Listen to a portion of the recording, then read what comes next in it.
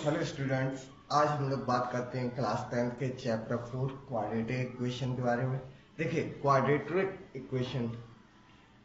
Equation का मतलब वहां पर है जहां पर जो डिग्री ऑफ वेरिएबल है वो ट्रू हो जाए। How much? 2। तो जब आपकी डिग्री 2 हो जाएगी, अगर 2 होती है तो वो इक्वेशन कैसी कहलाएगी? Quadratic equation. मेनली इस चैप्टर में आप लोगों को क्वाड्रेटिक इक्वेशन और उसके सॉल्यूशन के बारे में पढ़ना है। आप अपनी प्रीवियस क्लास में या प्रीवियस चैप्टर में, जैसे आपने चैप्टर 3 में लीनियर इक्वेशन के बारे में पढ़ा था, इसमें क्या है? क्वाड्रेटिक इक्वेशन के बारे में पढ़ना है। मेनली सबसे ज्यादा कंफ्यूजन यहाँ पर होता है कि ये चैप्टर 4 है और इसका प्रीवियस चैप्टर 3, इसमें आपको दिक्कत आती है कि कौन से चैप्टर से क्वेश्चन अराइव हुआ है। तो सबसे पहले आपको ये क्लियर होना चाहिए, वो जो चैप्टर है उसमें हमारा लीनियर इक्वेशन है, उस चैप्टर में क्या है? Linear equation. और इस चैप्टर में हमें पढ़ना है क्वाड्रेटिक इक्वेशन। क्वाड्रेटिक इक्वेशन मतलब जहां पर डिग्री जो है वो 2 हो जाए। इसमें हम बात करते हैं मेथड ऑफ सॉल्यूशन, इनके सॉल्यूशन के बारे में। तो सॉल्यूशन के मेनली आपको यहाँ पर 3 मेथड पढ़ने हैं। पहला मेथड जो आपका कहलाता है फैक्टराइजेशन मेथड, आप लोग अपनी प्रीवियस क्लास में स्प्लिटिंग मेथड पढ़ा होगा। दूसरा जो मेथड है वो है आपका complete square method. Previous year आपका कंप्लीट स्क्वायर मेथड सिलेबस से हटा चुका गया है, लेकिन फिर भी हम उससे सॉल्व करेंगे और पढ़ने का प्रयास करेंगे। तीसरा आपका है क्वाड्रेटिक फॉर्मूला, उससे आपको ये इक्वेशन सॉल्व करनी है। आइए चलिए बात करते हैं। सबसे पहले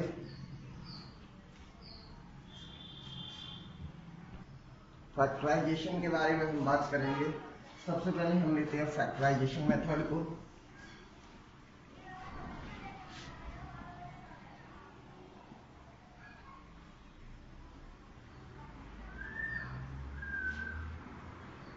बात करते हैं फैक्टराइजेशन कह लीजिए या आप इसे कह सकते हैं फैक्टराइजेशन मेथड या स्प्लिटिंग मेथड, जिसमें मैंने आप लोगों को प्रीवियस जब हम पॉलिनोमियल पढ़ रहे थे उसमें आपको हमने जीरोस के बारे में बताया था और उसे स्प्लिटिंग करके हमने सॉल्व किया था। सेम यही प्रोसेस फॉलो करना है। फॉर एग्जाम्पल, अगर हमें दिया गया 6x² - 2 - 2 = 0, 6x² - x - 2 = 0, हमें क्या करना है? इसका हमें फैक्टराइज करके आंसर निकालना है। मीन्स हमसे सॉल्यूशन की बात कर रहा है कि इसके सॉल्यूशन निकालना है। तो देखिए, सबसे पहले मैंने आप लोगों को बताया था कि हम क्या कहते हैं, जो हमारी ए है और सी है, आपको मैंने स्टैंडर्ड इक्वेशन बताई थी, दोबारा से बता दे रहे हैं। स्टैंडर्ड इक्वेशन आपकी होती है ax² + bx + c = 0। क्लियर? आपकी स्टैंडर्ड इक्वेशन क्या होगी? ax² + bx + c = 0। सबसे पहले हम क्या करते हैं? ए और सी का मल्टीप्लाई करते हैं। ए और सी का मल्टीप्लाई किया, हमें मिला 12। आफ्टर दैट 12 के फैक्टर करेंगे। 12 के फैक्टर हो गए 2 2 3। क्लियर? 2 2 3। मैंने कहा था ये जो फैक्टर आपके आते हैं, इन फैक्टर को इस तरह से हमें ऐड और सब्ट्रैक्ट करना है कि आपका b आ जाए। कितना आ जाए? b। और b की वैल्यू यहां देखिए, आप अगर देखेंगे तो -1 है, यानी अगर आप देखें तो 4 - 3 करती हैं तो -1, 4 - 3 करेंगे 1 होगा, यानी 3 - 4 कर देगा तो -1 आपको मिलेगा, यानी 6x² - 4x + 3x - 2 = 0। हमने क्या किया? एक बार -4 को लिया, एक बार प्लस का 3, क्योंकि ये वैल्यू हमारी -x हो रही है। क्लियर?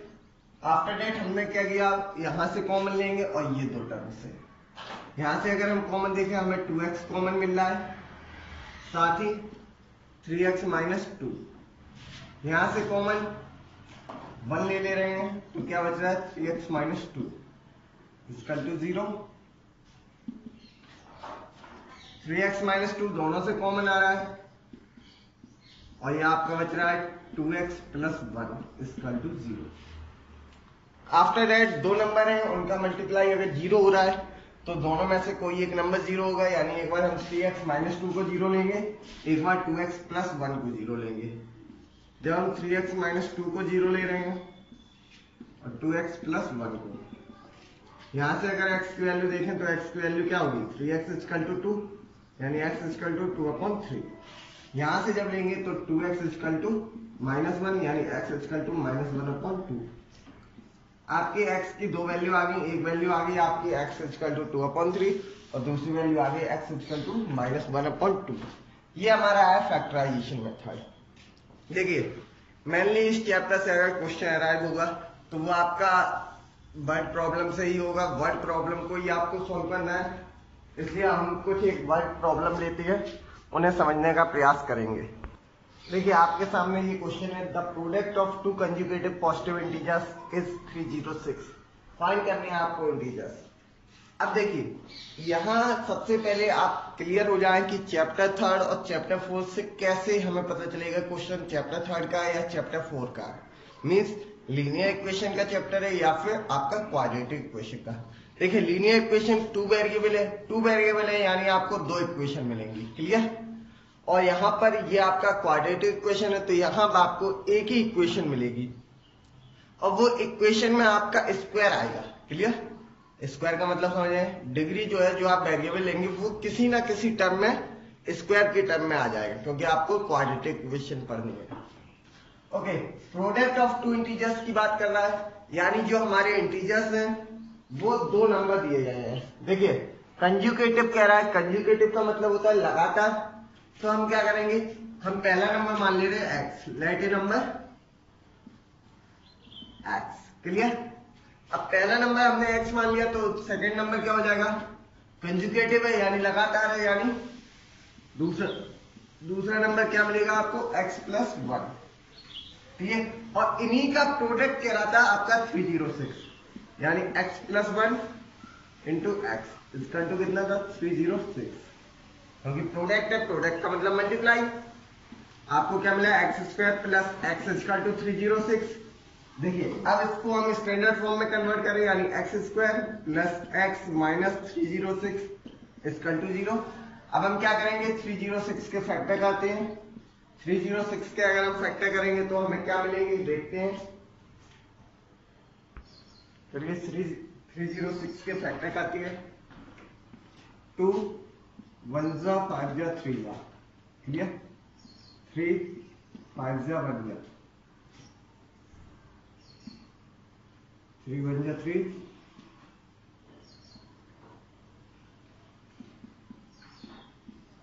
यानी हमें फैक्टर क्या मिले, फैक्टर हमारे मिले 2 इंटू 3 इंटू 3 इंटू 17।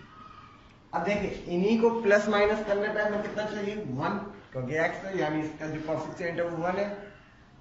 3 3 जा 9 2 जा 18, 18 माइनस 17 अगर करेंगे तो 1 आएगा, यानी x² plus 18x minus 17x minus 306 equal to 0, clear. इन दोनों से कॉमन लिया x तो क्या बचा x प्लस 18, यहाँ दोनों से माइनस 17 कॉमन ले लिया तो क्या बचा x प्लस 18। दोनों में हमारा कॉमन आ रहा था x प्लस 18, यानी x माइनस 17। जैसा कि मैंने आपको प्रीवियस बताया, 2 नंबर का मल्टीप्लाई होगा 0 हो रहा है, यानी एक बार ये नंबर 0 एक बार ये नंबर 0। तो एक बार हमने क्या किया x प्लस 18 को 0 माना और एक बार क्या किया x माइनस 17 को 0 माना। यहां से जो वैल्यू आई x की वो आएगी आपकी माइनस 18 और यहां से जो वैल्यू आएगी वो आएगी आपकी 17। अब देखिए पॉजिटिव नंबर की बात कर रहा था, कह रहा था two conjugative positive integers. Positive integers यहां आपकी ये वैल्यू आई निगेटिव, यानी ये वैल्यू तो हो नहीं सकती, ये वैल्यू आपकी हो नहीं सकती, इसलिए x की जो वैल्यू आई वो कितनी आई 17, यानी आपका फर्स्ट नंबर क्या हो गया, फर्स्ट नंबर आपको मिला 17। तो दूसरा नंबर आपका क्या था, अदर नंबर था आपका x प्लस 1, यानी 17 प्लस 1 इक्वल टू 18, क्लियर। तो 2 नंबर आपको फाइंड करने थे, तो एक आपका मिला 17, दूसरा 18। मैंने ये माइनस 18 क्यों नहीं लिया, क्योंकि हमसे बात कर रहा है पॉजिटिव इंटीजर्स की। जब भी पॉजिटिव इंटीजर्स की बात करेगा तो वहां निगेटिव वैल्यू तो हो नहीं सकती, तो ये आपका आंसर यहीं पर। हेलो स्टूडेंट्स, हम लोग बात कर रहे हैं क्वाड्रेटिक इक्वेशन की, जहां आज हम लोग पढ़ेंगे कंप्लीटिंग स्क्वायर मेथड। देखिए, प्रीवियस वीडियो में आप लोगों ने पढ़ा था फैक्टराइजेशन मेथड, जहां मैंने आपको फैक्टराइज करने बताया था, किस तरह से इक्वेशन को सॉल्व करते हैं ये बताया था। आज हम बात कर रहे हैं कंप्लीटिंग स्क्वायर मेथड। ये आपके लास्ट ईयर सिलेबस से हटा दिया गया है, लेकिन फिर भी हम इसे समझते हैं किस तरह से हम कंप्लीट स्क्वायर मेथड से क्वेश्चन को सॉल्व करते हैं। देखिए, इसमें सिंपल कुछ 2-3 पॉइंट्स हैं जिनको आपको ध्यान में रखना होगा और उसी से ये क्वेश्चन सॉल्व होता है। सबसे पहले बात करते हैं तो हम लिखते हैं coefficient of x square is always 1। आपका जो एक्स स्क्वायर है उसका जो आपका कोफिशिएंट है 2 हो, 3 हो, 4 हो, जो भी हो, तो वो हमेशा आपको क्या करना है, 1 लाना है। 1 कैसे लाएंगे, आइदर मल्टीप्लाई और डिवाइड करके आपको क्या लाना है, 1 लाना है। ठीक है, ओके। इसके बाद सेकेंड स्टेप में हम क्या करते हैं, ऐड करेंगे, add both side the square of half of the coefficient of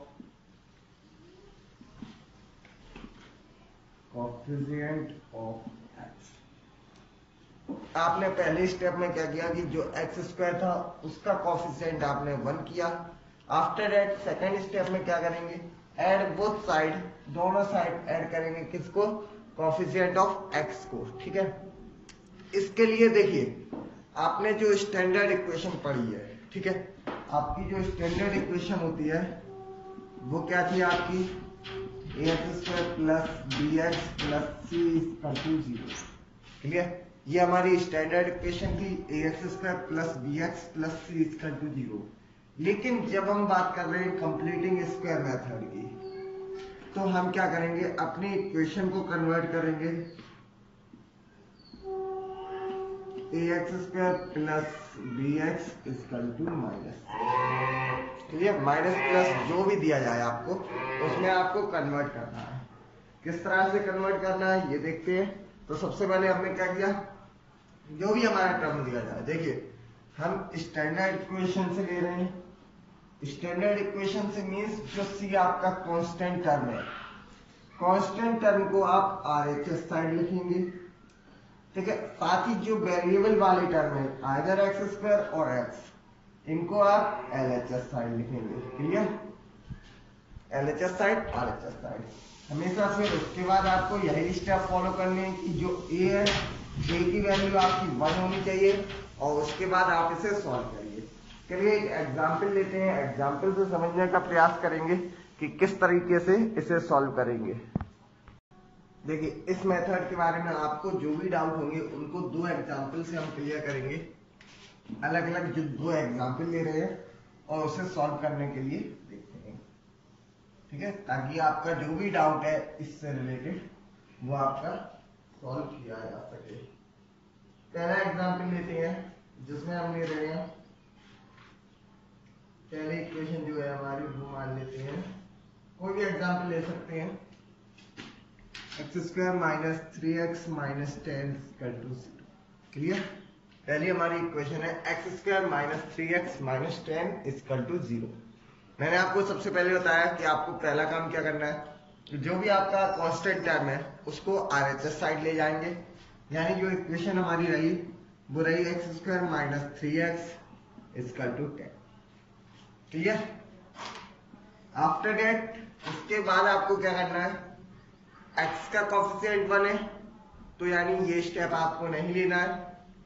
आगे बढ़ते हैं, मैंने आपको बताया था कि जो कोफिशिएंट ऑफ x है, देखिए सबसे पहला काम तो था कि कांस्टेंट टर्म को हम क्या किया, आरएचएस साइड शिफ्ट कर दिया।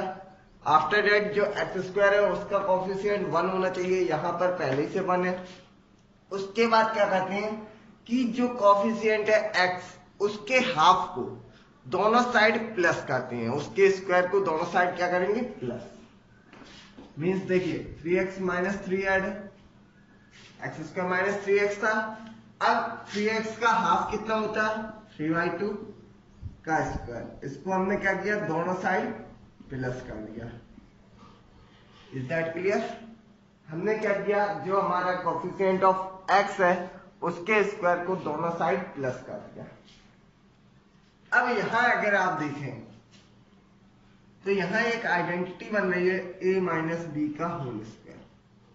देखिए हाफ का स्क्वायर इसीलिए हम प्लस करते हैं कि यहां तो हमारा स्क्वायर है ही, ठीक है, ये तो ए स्क्वायर का काम कर ही रहा है, बी स्क्वायर को हमने ऐड किया, प्लस 2ab होता है, ठीक।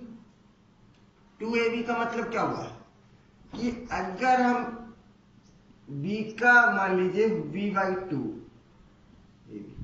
ठीक है, a हमारा क्या है, a हमारा x है, 2ab हो गया, क्योंकि b की जो वैल्यू है वो क्या है, जो आपका ये b है, इसी कहते हैं हाफ को ऐड कर रहे हैं हम लोग, तो b/2, 2 से 2 कैंसिल होगा, यानी हमारा ab बचेगा, यानी बीच वाला टर्म ab। इसलिए हम क्या करते हैं, हाफ को ऐड कर देते हैं, हाफ के स्क्वायर को क्या करेंगे, ऐड कर देंगे, ताकि इक्वेशन पूरी बन जाए, कंप्लीट स्क्वायर बन जाए। क्लियर? अब देखिए दो तरीके हैं, दो फॉर्मूले आएंगे, एक आएगा a माइनस बी का होल स्क्वायर और एक आएगा a प्लस बी का whole square. a minus B का whole square a square plus B square minus 2ab, a square plus B square plus 2ab। अब कंप्लीट स्क्वायर मेथड में यहां पर कौन सा फॉर्मूला यूज होगा, आइदर a माइनस बी और a प्लस बी। किस तरीके से पता चलेगा कि हमें प्लस का यूज करना है या माइनस का, तो आपको जो bx की फॉर्म दी गई है इक्वेशन में, जो b वाला टर्म है उससे देखना है। अगर वो माइनस है तो a माइनस बी का फॉर्मूला लगेगा, अगर प्लस होता है तो a प्लस बी का फॉर्मूला। तो यहां हमें कौन सा फॉर्मूला लग रहा है, using identity a minus B का होल स्क्वायर। क्लियर? तो देखिए ये आपका हो गया a माइनस बी का होल स्क्वायर, यानी इसे लिख सकते हैं x माइनस 3/2 का होल स्क्वायर इसका 2, ये 10 हो गया, इसे सॉल्व कर लीजिए, 9/4, यानी x माइनस 3/2 का होल स्क्वायर इसका 2 हो गया। देखिए एलसीएम लेंगे, 4 × 10 40 प्लस 1 × 9 9, यानी आपको क्या मिला, आपको मिला x माइनस 3/2 का whole square equal to 49/4। Clear? इधर स्क्वायर है उधर जाएगा, रूट में जाएगा, यानी x माइनस 3/2 इक्वल टू √ 49/4। ये वैल्यू आपकी प्लस माइनस हो सकती है, क्योंकि रूट स्क्वायर चाहे माइनस का स्क्वायर करें या प्लस का, हमेशा ऑलवेज आंसर किस में रहता है, प्लस का। तो x minus 3/4 equal to plus minus 7/4। Clear? ये आपका प्लस माइनस 7/4 हो गया। एक बार प्लस की वैल्यू लेनी है, एक बार माइनस की। प्लस के लिए x minus 3/2 equal to 7/4, x minus 3/2 equal to minus 7/4। Solve करते हैं, x इक्वल टू 7/4 प्लस हो जाएगा 3/4, सॉरी 3/2, एलसीएम 4 आएगा, 7 + 6 हो जाएगा, यानी 13/4। यहां से देखते हैं तो x इक्वल टू आपको मिलेगा माइनस 7/4 प्लस 3/2। इसे सॉल्व करेंगे तो आपका आंसर आएगा माइनस 1/4। क्लियर? तो ये था हमारा कंप्लीट स्क्वायर मेथड। एक और एग्जाम्पल लेंगे, उससे समझने का प्रयास करते हैं, तब तक इसे आप एक बार देख लीजिए। अगले एग्जाम्पल की तरफ बढ़ते हैं फिर।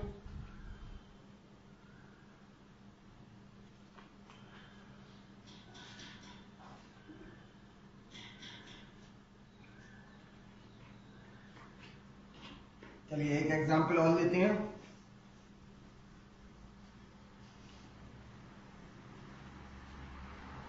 ताकि जो भी आपके डाउट है उन डाउट को हम क्लियर कर सकें,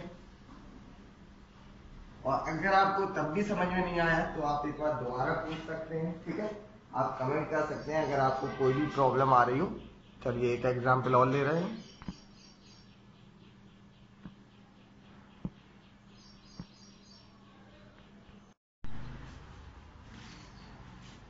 हेलो फ्रेंड्स, हम लोग बात कर रहे हैं कंप्लीट स्क्वायर मेथड की क्लास 10th के, जहां पर मैंने अपनी प्रीवियस वीडियो में इसके बारे में थोड़ा डिस्कशन किया था।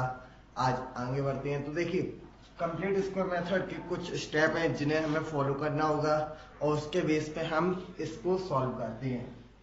सबसे पहला काम हमारा होता है कि देखिए, क्वाड्रेटिक इक्वेशन है, आपको स्टैंडर्ड इक्वेशन पता है। आप अगर बात करें स्टैंडर्ड इक्वेशन की, तो आपकी स्टैंडर्ड इक्वेशन होती है ax² plus bx plus c equal to 0। c आपका क्या होता है? c आपका कांस्टेंट टर्म होता है।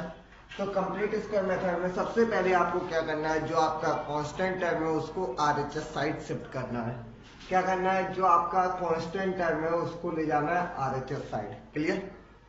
आफ्टर दैट हमें क्या करना है, जो कोफिशिएंट ऑफ x² है मींस a, जो कोफिशिएंट ऑफ x² है यानी a, ये हमेशा 1 होना चाहिए। अगर 1 नहीं है, आइदर हम मल्टीप्लाई और डिवाइड करके उसको हम क्या लाएंगे, 1 लाएंगे, लेकिन ये हमेशा क्या होना चाहिए, 1 होना चाहिए। आफ्टर दैट क्या करेंगे, दोनों साइड ऐड करेंगे, add both side half of the square of the coefficient of x का जो कोफिशिएंट है इक्वेशन में, उसके हाफ के स्क्वायर को हम दोनों साइड ऐड करेंगे। क्लियर? क्या करेंगे? सबसे पहला काम, जो आपका कांस्टेंट टर्म है उसको शिफ्ट करेंगे LHS साइड। LHS साइड आपके वेरिएबल रहेंगे और जो कांस्टेंट टर्म है वो शिफ्ट हो जाएगा RHS side. After that coefficient of x² हमेशा 1 होगा।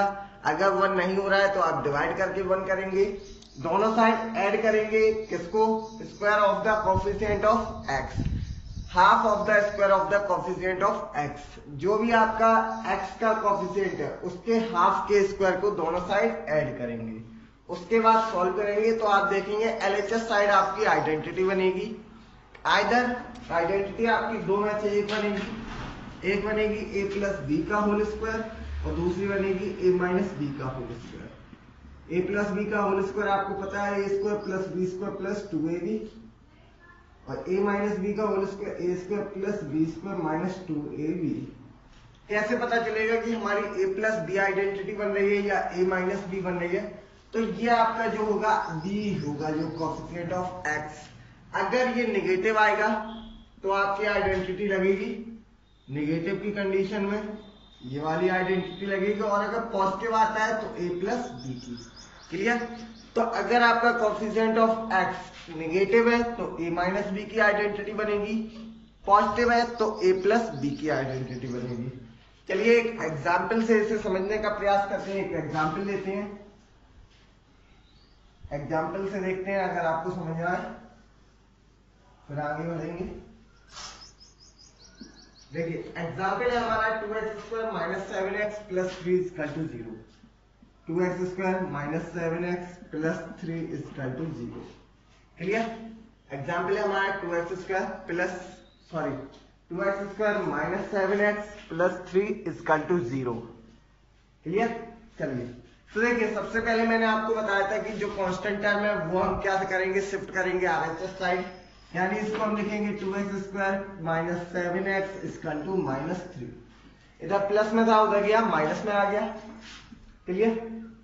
आफ्टर दैट क्या करेंगे हम, उसके बाद हम क्या करेंगे, x का कोफिशिएंट हम देख रहे हैं यहाँ x² का जो कोफिशिएंट है वो 2 है, जबकि हमें क्या चाहिए, 1 चाहिए। क्या करें हम, डिवाइड कर दें।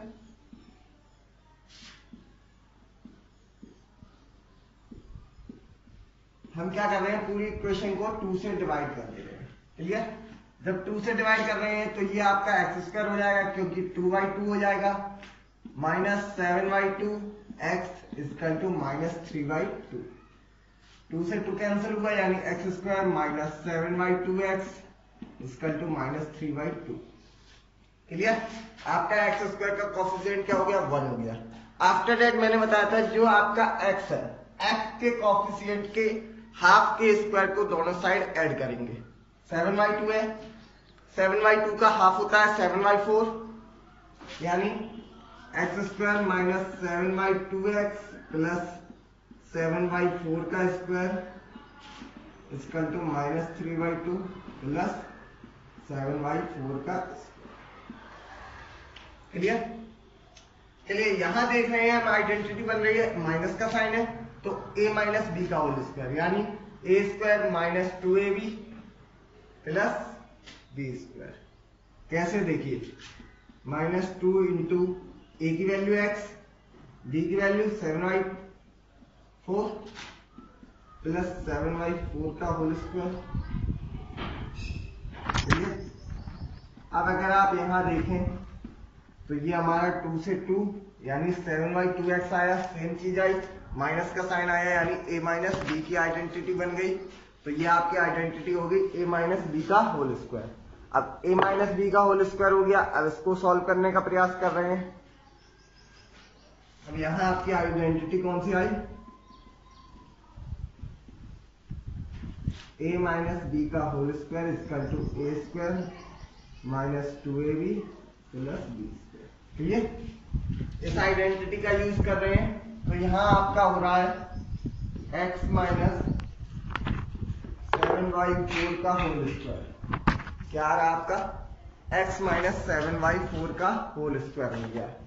क्लियर, आगे बढ़ते हैं, जब इसे और सॉल्व करेंगे। अब देखते हैं हम, ये आपका x माइनस 7y4 का होल स्क्वायर हो गया। और अगर आप RHS साइड देखेंगे तो RHS साइड आपको मिलेगा माइनस 3y2 प्लस 7y4 का होल स्क्वायर। यहाँ इसको ऐसे लिखा रहने देंगे, RHS साइड को सॉल्व करेंगे तो देखिए माइनस 3y2 प्लस हो जाएगा 49/16। ठीक है, x माइनस 7y4 का होल स्क्वायर इसका टू, यहाँ एलसीएम लेंगे, सॉल्व करेंगे, -24 प्लस 49 यानी आपका बचेगा 25/16। क्लियर, अब देखिए इधर स्क्वायर उधर जाएगा, रूट में जाएगा यानी x minus 7y4 equal to root 25/16। Root हटेगा, वैल्यू प्लस माइनस की आएगी यानी x minus 7y4 equal to plus minus 5/4। 25 root होता है 5 का और 16 होता है 4 का। एक बार प्लस की वैल्यू ले लेंगे, एक बार माइनस की, सॉल्व करेंगे। एक बार क्या करेंगे, आप प्लस की वैल्यू लेंगे और एक बार माइनस की वैल्यू लेंगे और उसको सॉल्व करके देखेंगे। क्लियर, तो यहां से आपको ये कंप्लीट स्क्वायर मेथड मिल जाएगा। मैं ऊपर का क्वेश्चन थोड़ा सा रफ करके इसे सॉल्व कर रहा हूं।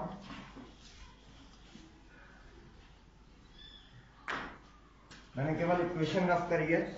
x minus 7y4 equal to,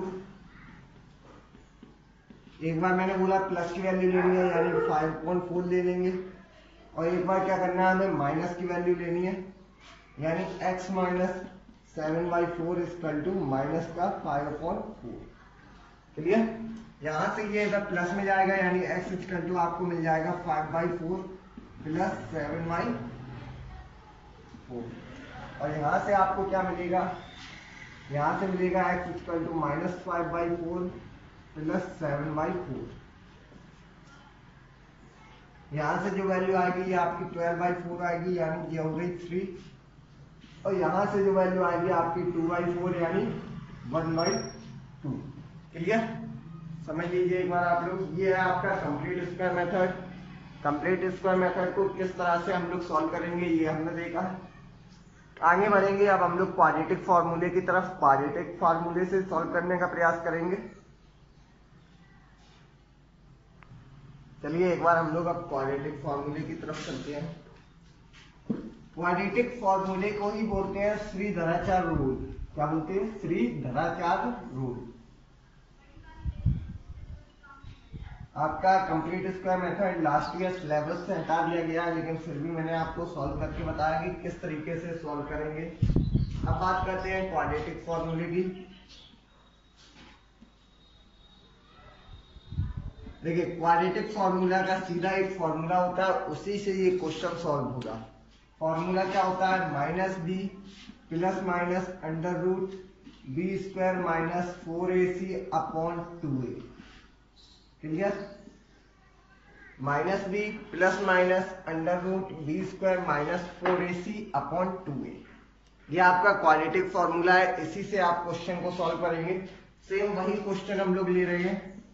2x² minus 7x plus 1 equal to 0 था हमारा, sorry plus 3 equal to 0। Clear. इसी क्वेश्चन को हम क्वाड्रेटिक फॉर्मूले से सॉल्व कर रहे हैं। देखिए यहाँ पर जो आपको डाउट होता है मेनली वो प्लस माइनस का होगा, तो आप याद रखें कि आपको जो क्वाड्रेटिक फॉर्मूला है ये अप्लाइड होगा उसकी स्टैंडर्ड फॉर्म पे। किस पे अप्लाइड होगा? स्टैंडर्ड फॉर्म पे। आपको क्वेश्चन में अगर क्वेश्चन में इक्वेशन नहीं दी गई तो सबसे पहले उसे इसकी कन्वर्ट करेंगे उसकी स्टैंडर्ड फॉर्म में, आफ्टर दैट हम सॉल्व करेंगे।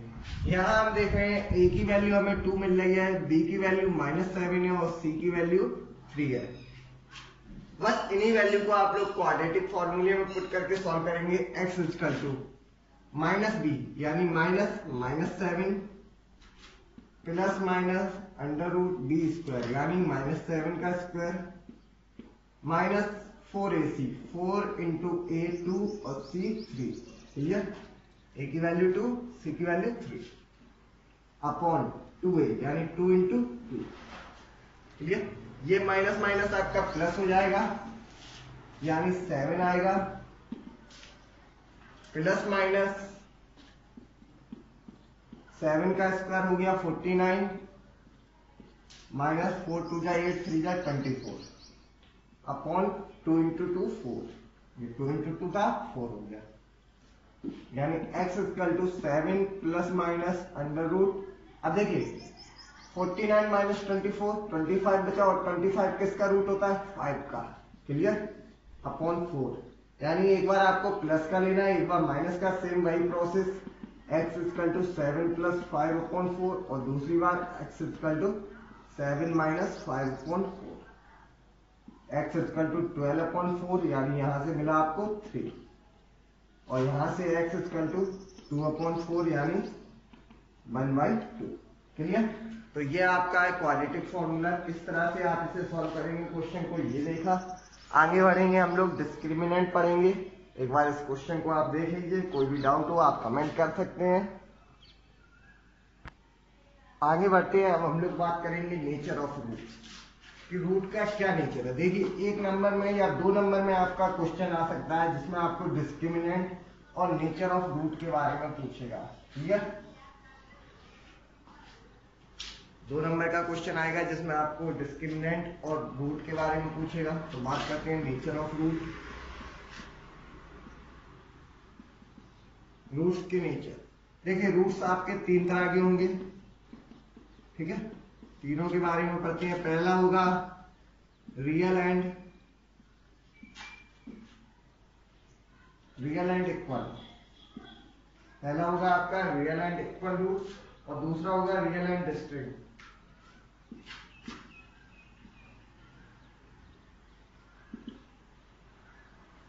रियल एंड डिस्क्रीट जहां पर आप देखेंगे और तीसरा होगा नॉट रियल। क्लियर। 3 तरह के रूट है। पहला रूट है आपका रियल एंड इक्वल, दूसरा है जो आपका वो है रियल एंड डिस्टिंक्ट और तीसरा है नॉट रियल।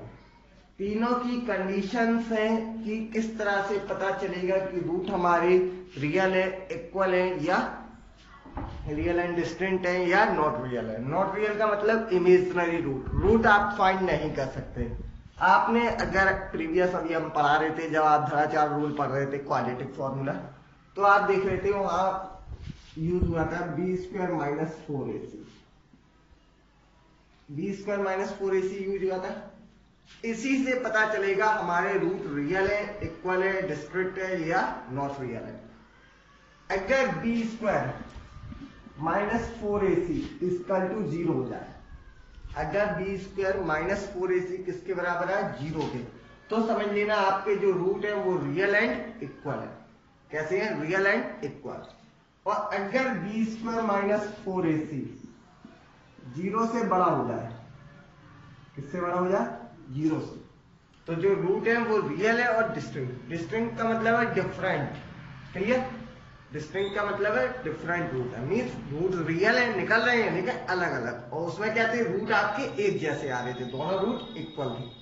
और अगर ये वैल्यू b² - 4ac ये आपकी छोटी हो जाए 0 से, मीन्स 0 से छोटी का मतलब क्या है, निगेटिव आ जाए। अगर ये आपकी वैल्यू कैसी आ जाए, निगेटिव आ जाए, तो समझ लीजिएगा रूट आपके रियल रूट नहीं है, यानी आप रूट को फाइंड नहीं कर सकते। क्लियर? तो यहाँ पर आपको 3 चीजें देखनी थी, रूट आपके कैसे हैं, इक्वल है, डिस्टिंक्ट है या नॉट रियल है। तीनों की कंडीशन आप समझिए। अगर आपका जो b² - 4ac है 0 के बराबर होगा तो रूट रियल होंगे और इक्वल होंगे। अगर 0 से बड़ा होगा तो डिस्टिंक्ट होंगे, और अगर 0 के छोटा होगा मीन्स नेगेटिव होगा तो नो रियल रूट, उसके जो रूट है वो रियल रूट नहीं होंगे। क्लियर? अब देखिए, जो ये b² - 4ac है, जो ये b² - 4ac है, ये कहलाता है डिस्क्रिमिनेंट। ये क्या कहलाता है आपका, डिस्क्रिमिनेंट, जिसे हम शो करते हैं d से, यानी d = b² - 4ac। क्लियर? कभी कभी आपसे पूछेगा डिस्क्रिमिनेंट फाइंड करना होगा आपको, तो डिस्क्रिमिनेंट किस तरह से फाइंड होगा कि जब आपका b² - 4ac, d होता है b² - 4ac। 1 या 2 नंबर में ये क्वेश्चन आ सकता है, फाइंड करना है डिस्क्रिमिनेंट, और वो आपको फाइंड कैसे होगा, d = b² -